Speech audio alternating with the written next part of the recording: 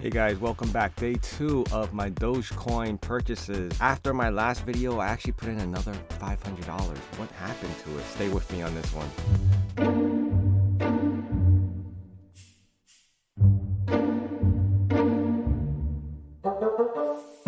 So as of today, April 17th, on a Saturday, my equity is $816. Actually, it's going less right now, or going in between that. But my cost, because I put in an extra money, it came out to $998.47. As you can see down here, my quantity went up, which is a good thing. But my return is looking pretty horrible at this point, given from the last video that I just did, which was yesterday when I made my first purchase, and it was up by like close to like $50 or more.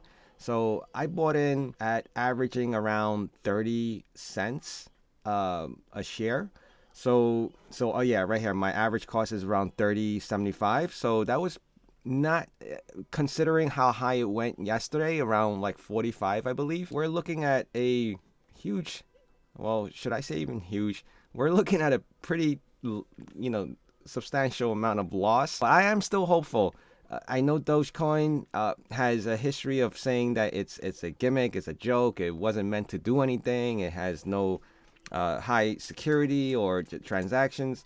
So it's very difficult to base it on anything besides that, and the volume that it sells, and what people are actually trying to promote it or not. Of course, Elon has always been a huge factor in bringing DogeCoin up to where it is today.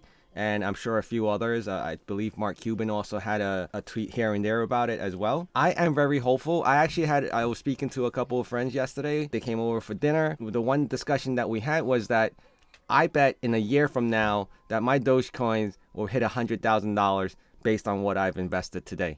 So I'm hoping that's going to be true. I'm not sure, but I'm very hopeful about that, because as of this point, I could lose $1,000. But if next year, if people from this time on, going on to next year today, starts investing and putting money into it, potentially be another Bitcoin. But there are articles out there that says that they see otherwise, that it's not going to be a Bitcoin alternative, and that it's going to be just a pump and dump kind of a coin. There's no value to it. People are just speculating, and they're just throwing money into it, hoping that they gain a return. And once they do, they'll sell off. So it's very hard to say where it stands right now. But as of looking right now, I think I'm still doing okay. I mean, actually, I'm in a loss, but I think as people are waking up this morning on a Saturday, the younger millennials are going to start putting more money into this. And I believe the price is going to go up, because once you see the price drop so much, and there's still media hype and circulation around the coin itself, or that applies to anything, right? I could be talking about toilet paper and people just start gobbling it up. All of a sudden, it increases the demand of it and the shortages of it, and I can actually resell toilet paper at a profit. So weird things can happen, and we've all seen it last year. So I won't be surprised with Dogecoin if that happens as well. Will there be a short supply of Dogecoin? From what I've read, they said that Dogecoin does not have a limit. It's endless, the amount of coins that it can be mined and generated. So I don't know. I mean, it's a hard one to really determine. But as of right now, I'm still very hopeful. I mean, I'm not losing a hell of a whole lot. I mean, if I put in 100,000 to it, I probably will look at it in a different light. But I think by next year, if I was to say, and I want to pull up a calculator right now, if I was to say that from this day on going into the future, that I would make 100,000, and that was the bet. Now, this was not a like a money bet or anything like that. It was just like, you know what, I'm gonna hold Dogecoin, and we'll see how far it gets. So I take $100,000, right? So that's 6 zeros divided by the amount of shares that I currently hold. Let's see how many I have again. All right, divide 3,247. In order for me to say if potentially I can make 100,000, and this is being really, really hopeful, okay? It's just me talking out of my ass or whatever, is that each coin needs to be at $30.79. If you want to take that in consideration, like there's no way, a 6 cents or 5 cents coin from where it started will ever hit $30.